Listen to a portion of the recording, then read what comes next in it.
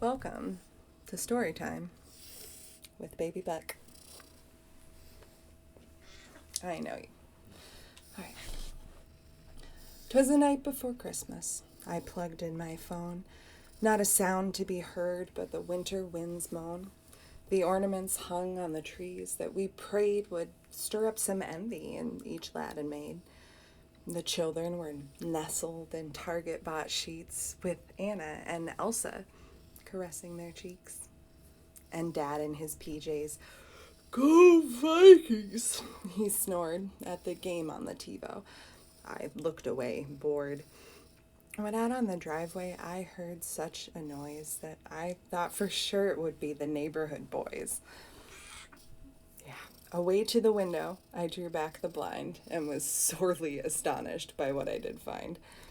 The moon was so full, but outshone all the same by inflatable Jesus and candy cane lane. When what did my wearying gaze than espy but a man dripping red from his crocs to his eye. And I'll say that it didn't surprise me to see the corpses of deer slung to his ATV. The little old driver with buzz on so healthy that I unplugged my cell phone and snapped up a selfie. More rapid than snowplows preventing delays, he grinned such a grin as he said his yahays. "Now Matthew, now Mark, now Mary, Teresa, on Margaret, on Nicholas, on Sarah and Lisa. To the top of the garage, to the top of the drive, we must get a move on. Come on, look alive." Well, I feared that this daft-looking, shut-away hermit had been drunk in the woods, hunting without a permit. He ascended the drive with a stumble and slide, making clattering sounds like the deer were alive.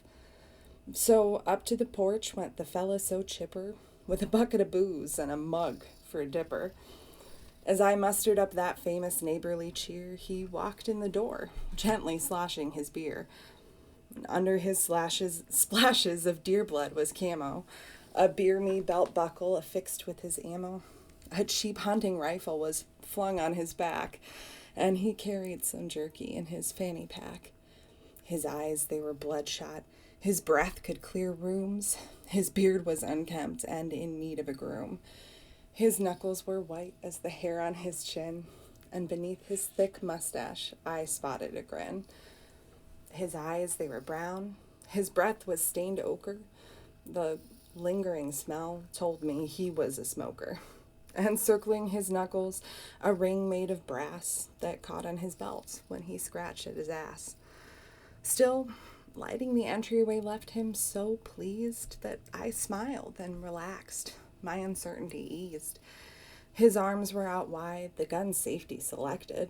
His mirth was contagious and left me infected.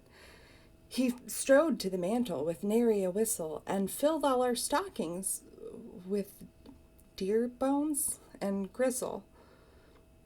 Then he swiped all the cookies we'd left for St. Nick, and he stumbled outside where I feared he'd be sick.